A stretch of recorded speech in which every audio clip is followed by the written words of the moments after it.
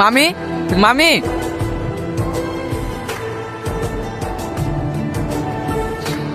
রোহন, ভালো আছো মধু? হ্যাঁ মামি, ভালো আছি। হ্যালো মামি। বাড়ির সবাই ভালো আছে তো? হ্যাঁ, সবাই ভালো আছে। মামা কোথায় গেছে? তুমি আসবে শুনে তোমার মামা বাজারের দিকে গেছে।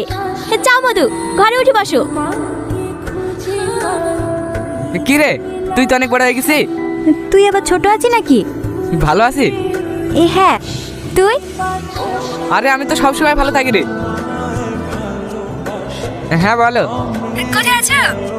একটু মামাদের বাড়ি এসছি, বিকালেই চলে যাব। ঠিক আছে। গার্লফ্রেন্ড নাকি?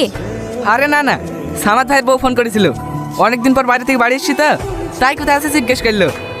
তুই ঘরে গিয়ে বস গা, আমি তোর লেগে চা করে নিয়ে আসছি। আরে ওসব কিছু করতে হবে না। বকিস না তো, চা ঘরে গিয়ে বস গা।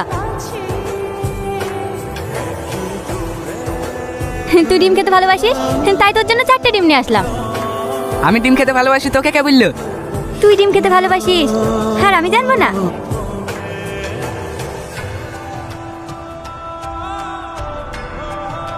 তোদের গ্রামটা আগের থেকে অনেক চেঞ্জ হয়ে গেছে। তোদের বাড়িতে বেড়াতে এসে যে মাঠে ফুটবল খেলতে যেতাম না, সেখানে দেখলাম অনেক বাড়ি ঘর হয়ে গেছে। সব কিছু চেঞ্জ হয়নি, কিছু কিছু জিনিস আগের মতোই আছে। মানে? ও কিছু না। রোহন, এখন কত থাকছো তো? না মামি, বিকালে চলে যাব। না না, তোমার এখন যাওয়া হবে না, কালকে সাথীকে দেখতে আসবে। আমাকে দেখতে আসবে? হ্যাঁ।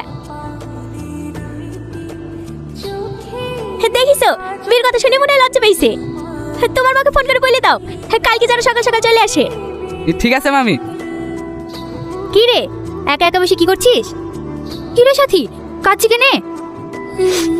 ও কিছু না, এমনি। কি হয়েছে আমাকে বল, কেউ কিছু বলিছে তোকে?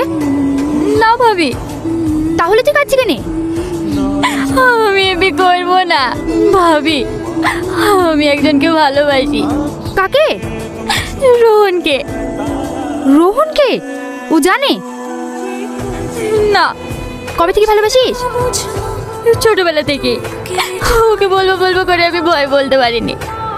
ভাবি, তুমি একটু আব্বাকে বলো না, আমি বিয়ে করবো না।